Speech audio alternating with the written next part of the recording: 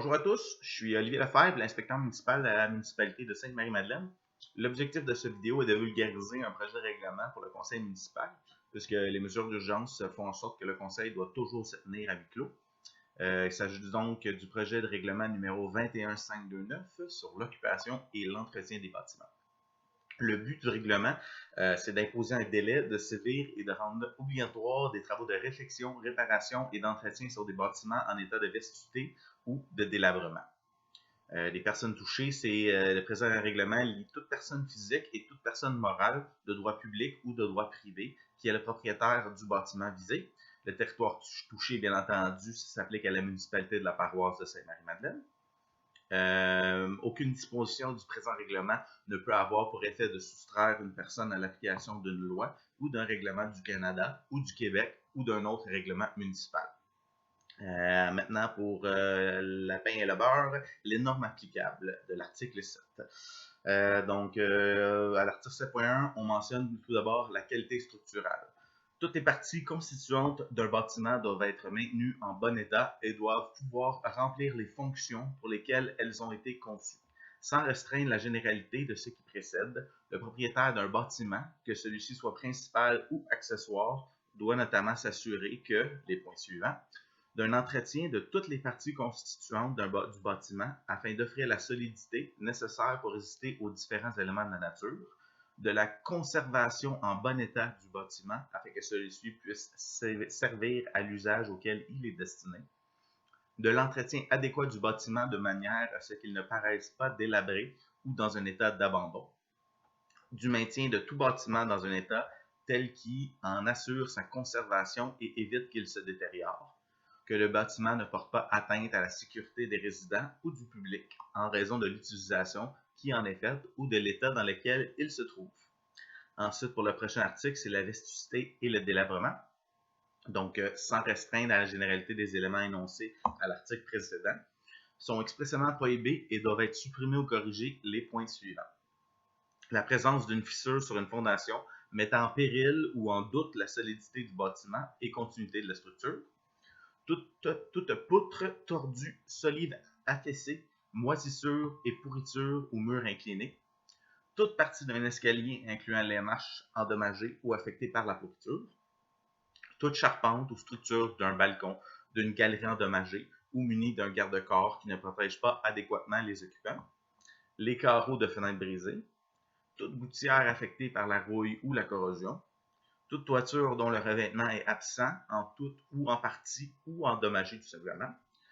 Tout mur extérieur d'un bâtiment non muni d'un revêtement extérieur conforme ou dont le revêtement est endommagé, pourri ou affecté par la corrosion. De façon générale, la présence de vermine, de rongeurs et d'insectes, ainsi que les conditions qui favorisent la prolifération de ceux-ci. La malpropreté, l'encombrement ou l'accumulation excessive de vieux matériaux, on parle de journaux, linge, détritus, etc., tout ce qui serait relié au syndrome de Diogène, dans un bâtiment ou un logement ou sur un balcon ou une galerie. Donc, on parle ensuite des mesures et recours qui s'appliquent. À l'article 8.1, c'est le pouvoir d'inspection, donc que l'inspecteur municipal ou la personne désignée par le conseil municipal est expressément autorisé à visiter et examiner à toute heure raisonnable toute propriété pour constater si le règlement y est respecté. Il ou elle pourra vérifier tout renseignement ou constater tout fait nécessaire à l'exercice par la municipalité des pouvoirs qui lui sont consentis au terme du présent règlement. À l'article 8.2, on approche la vie du propriétaire, Donc, lorsqu'il constate une contravention significative aux normes applicables, énoncées aux articles 7.1 et 7.2, donc les normes que j'ai nommées, ou le cumul de deux ou plus de deux des dites contraventions démontrant l'état de vetusté et de délabrement du bâtiment, le représentant de la municipalité, identifié à l'article précédent, du présent règlement, transmet au propriétaire du bâtiment visé un avis écrit lui indiquant les travaux effectués pour rendre le bâtiment conforme ainsi qu'un délai pour les effectuer. Le défaut par le propriétaire de donner suite dans les délais impartis constitue une contravention au présent règlement. Donc, pour l'article 8.3, l'autorisation à délivrer des constats d'infraction. L'inspecteur ou la personne désignée sont autorisés à entreprendre pour poursuite contre tout contrevenant à toute disposition du présent règlement et ils sont généralement autorisés à délivrer ou faire délivrer par le procureur de la municipalité des constats d'infraction utiles à cette fin. Ensuite, évidemment, on parle des recours pénals par poursuivi logique. Donc, quiconque contrevient à l'un ou l'autre des dispositions du présent règlement commet une infraction et est passible de 1 s'il s'agit d'une personne physique. Une première infraction, une amende de 500 $. Pour une récidive, une amende de 2000 $. Puis, dans le cas d'une personne morale, la première infraction serait une amende de 1000 $ et une récidive, une amende de 4000 $. Ensuite, l'article 8.5, on parle d'avis de détérioration. Pardon. Le conseil peut requérir l'inscription sur le registre foncier d'un avis de détérioration et qui contient les renseignements suivants.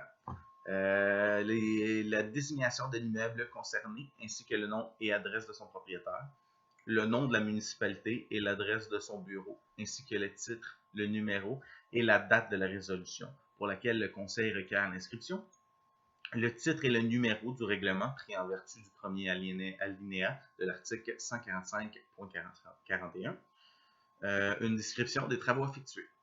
Donc, lorsque la municipalité constate que les travaux exigés dans l'avis de détérioration ont été effectués, le conseil doit, dans les 60 jours de la constatation, requérir l'inscription sur le registre foncier d'un avis de régularisation qui contient en sus des renseignements que l'on retrouve dans l'avis de détérioration, le numéro d'inscription sur le registre foncier de cet avis, l'avis de détérioration, ainsi qu'une mention selon laquelle les travaux qui y sont décrits ont été effectués.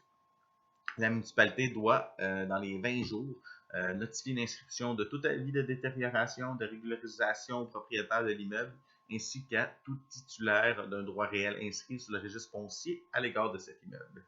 La municipalité tient une liste des immeubles à l'égard desquels un avis de détérioration est inscrit sur le registre foncier. Elle publie cette liste sur son site internet ou, si elle n'en possède pas, sur celui de la municipalité régionale de comté dont le territoire comprend le sien. La liste contient à l'égard de chaque immeuble l'ensemble des renseignements contenus dans l'avis de détérioration. Lorsqu'un avis de régularisation est inscrit sur le registre foncier, la municipalité doit retirer de cette liste toute mention qui concerne l'avis de détérioration lié à cet avis de régularisation. L'article 8.6, on parle de l'acquisition suite à l'avis de détérioration. La municipalité peut donc acquérir de gré à gré ou par expropriation tout immeuble à l'égard duquel un avis de détérioration a été inscrit au registre foncier depuis au moins 60 jours, sur lequel les travaux exigés dans cet avis n'ont pas été effectués, qui présentent l'un ou l'autre des caractéristiques suivantes. Premier point, il est vacant au moment de la signification de l'avis d'expropriation prévu à l'article 40 de la loi sur l'expropriation, chapitre E24, depuis une période d'1 an. Point numéro 2, son état de vetusté ou de délabrement présente un risque pour la santé ou la sécurité des personnes. Un tel immeuble peut ensuite être aliéné à titre onéreux à toute personne ou à titre gratuit à une personne visée de l'article 29 ou 29.4 de la loi sur les cités et villes, chapitre C19. Ensuite, dernier article pour la présentation de cette vidéo, c'est les autres recours. Dans le cas où le propriétaire omet d'effectuer les travaux, la Cour peut, sur demande de la municipalité, autoriser cette dernière à effectuer les dits travaux et en réclamer les coûts au propriétaire. Dans ce cas, le coût des travaux constitue une créance prioritaire sur l'immeuble sur lequel ceux-ci ont été effectués. Au même titre et selon le même rang que les créances visées au paragraphe du 5e de l'article 2651 du Code civil. Ce coût est garanti par une hypothèque légale sur cet immeuble. Rien dans le présent règlement ne peut avoir pour effet d'empêcher la municipalité de s'adresser à un juge de la Cour afin d'obtenir toute ordonnance utile aux fins de faire respecter les dispositions du présent règlement ou de toute autre disposition contenue dans un autre règlement ou dans la loi sur l'aménagement et l'urbanisme. Voilà, c'est l'ensemble du projet de règlement 21.529 sur l'entretien des bâtiments. Je sais que Birbatim, c'est un peu lourd comme ça, comme la plupart des règlements ou les lois.